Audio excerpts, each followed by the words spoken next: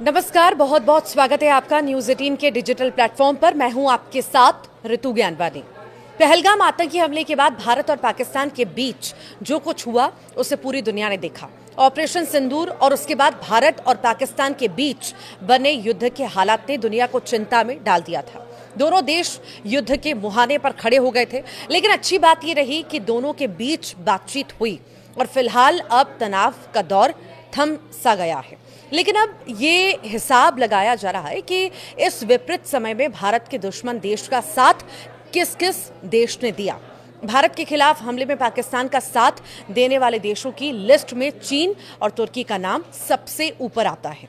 चीन शुरू से पाकिस्तान के करीब रहा। तुर्की पहली बार भारत की नज़र में खटका है। अब पाकिस्तान के मददगार तुर्की को लेकर भारत में माहौल बनने लगा है। जेएनयू, जामिया सहित देश के कई प्रतिष्ठित विश्वविद्यालयों ने तुर्की के साथ हुए करार को रद्द कर दिया।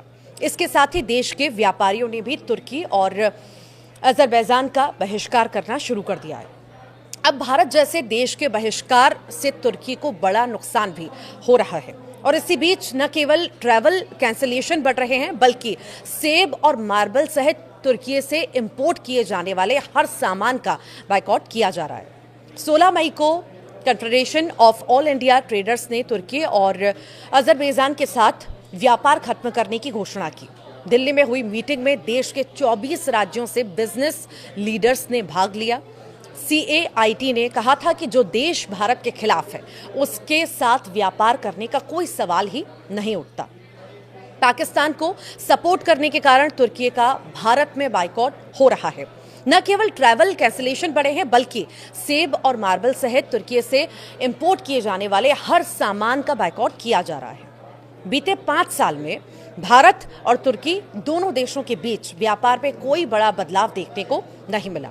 अप्रैल 2024 से लेकर फरवरी 2025 के बीच भारत ने तुर्की को 5.2 अरब डॉलर का सामान बेचा। 2023 से 24 में यह आंकड़ा 6.65 अरब डॉलर था और इसी दौरान भारत ने तुर्की से 2.84 अरब डॉलर का सामान खरीदा।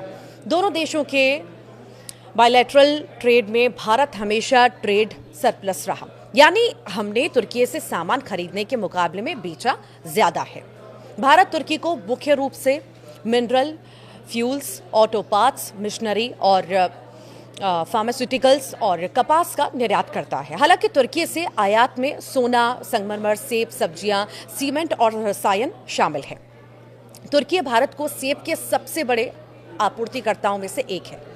अकेले भारत के 5 शहरों के कारोबारियों ने मिलकर एक ऐसा फैसला लिया है जिससे तुर्की को 2000 से 2500 करोड़ रुपए तक का नुकसान होगा। भारत तुर्की के संगमरमर और सेबों के लिए एक बड़ा बाजार है।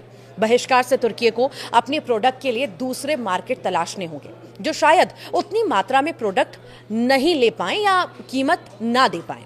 दिल्ली, किशनगढ़, उदयपुर, चित्तौड़गढ़ और सिलवाया से ये जो 5 शहर हैं, तुर्की से मार्बल जो है आयात करने वाले प्रमुख केंद्र हैं। इन शहरों के व्यापारियों ने मिलकर तुर्की से मार्बल न मंगवाने का निर्णय ले लिया है। ये फैसला भारत की मार्बल इंडस्ट्री के लिए बड़ा मोड़ भी साबित हो सकता है। भारत हर साल करीब 14 लाख मीट्रिक टन मार्बल आयात करता है। इसमें 10 लाख मीट्रिक टन यानी लगभग 70% मार्बल अकेले तुर्की से आता है। सालाना लगभग 2000 से 2500 करोड़ रुपए का व्यापार तुर्की से होता है, लेकिन अब ये आंकड़ा 0 की ओर बढ़ सकता है, क्योंकि व्यापारियों ने तुर्की से कोई भी नया ऑर्डर न देने की बात कही है। तो वहीं पुणे के व्यापारियों ने तुर्की से अब सेब खरीदना बंद करने का फैसला कर लिया। इसकी बजाय वे हिमाचल, उत्तराखंड, ईरान और अन्य क्षेत्रों से सेब खरीद रहे हैं। आज जब पाकिस्तान के साथ भारत के रिश्तों में तनाव बढ़ चुका है, तो इसे ये नहीं भूलना चाहिए कि 6 फरवरी 2023 को दक्षिणी तुर्की में आए भूकंप के बाद भारत ने ऑपरेशन दोस्त नाम से एक मानवीय मिशन शुरू किया, जो तुर्की पहुंचने वाले शुरुआती विदेशी सहायता मिशनों में से एक था। 250 से ज्यादा ट्रेंड पर्सनल को विशेष उपकरणों और राहत सामग्री के साथ ही सैन्य विमानों में तुर्की भेजा गया था। उन्होंने बचाव प्रयासों में सक्रिय रूप से भाग भी लिया और जीवन रक्षक सर्जरी सहित मेडिकल ट्रीटमेंट भी दिए। भारत और पाकिस्तान तनाव के बीच भारतीय टूरिस्ट भी तुर्की और अजरबैजान का बाइकआउट कर रहे हैं। और मेक माई ट्रिप के अनुसार पिछले एक हफ्ते में तुर्की अजरबैजान जाने वाले यात्रियों के कैंसिलेशन 250% बढ़े हैं और इसी के साथ बुकिंग्स में 60% की गिरावट आई। तो वहीं अजरबैजान के लिए 30%, तुर्की के लिए 22% कैंसिलेशन बढ़े हैं। यानी भारत से पाकिस्तान की दुश्मनी में जिन्होंने भारत का विरोध किया उनके खिलाफ भारत का बहिष्कार जारी है। इधर भारतीय सांसदों का डेलीगेशन भी विदेश यात्रा पर निकलने वाला है, जो दुनिया के सामने पाकिस्तान को बेनकाब करेगा, आतंकवाद के मुद्दे पर भारत पाकिस्तान की नाकाबंदी करेगा और ऑपरेशन सिंदूर का सच अब दुनिया को बताएगा। और इसी दौरान भारत के सांसद उन देशों में नहीं जाएंगे जिन्होंने पाकिस्तान का साथ दिया। भारत के पास एक बड़ा बाजार है, ऐसे में हर क्षेत्र में तुर्की और अजरबैजान का बहिष्कार उनको बहुत नुकसान पहुंचाएगा। तब उनकी अक्ल कहीं ना कहीं ठिकाने आएगी। यही आशंका भी है कि भारत से पंगा लेने का हश्र आखिर क्या होता है।